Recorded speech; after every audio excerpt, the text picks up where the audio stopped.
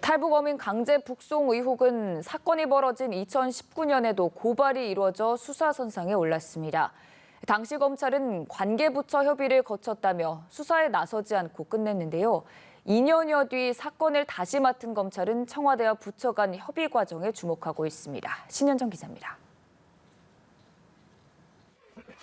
탈북어민들이 북한으로 돌려보내진 건 2019년 11월입니다.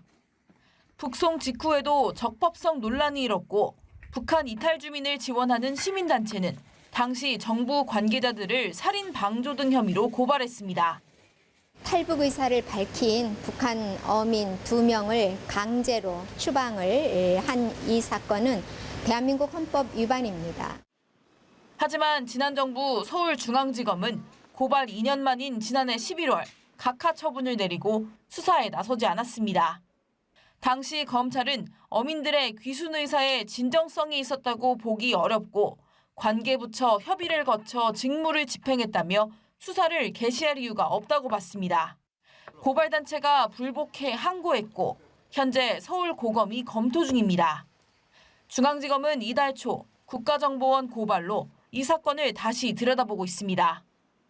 검찰로선 어민들의 귀순 진정성에 더해 당시 북송이 결정된 과정을 규명해야 할 과제를 안게 됐습니다. 당시 어민들의 선원 살해 사실이 확인됐고 관계부처 간 협의가 있었다는 강경 입장이었던 통일부는 정권이 바뀌고 3년이 지난 지금은 유보적 입장으로 돌아섰습니다. 현재 수사가 진행 중인 사안에 대해서는 제가 구체적으로 말씀드리기가 어렵고 수사 결과를 지켜볼 필요가 있다고 말씀드리겠습니다. 이 밖에 법무부는 당시 청와대 요청으로 법리를 검토한 결과 북송에 법적 근거가 없고 논란 가능성이 있다는 결론을 내렸었다는 입장을 최근 공개했습니다.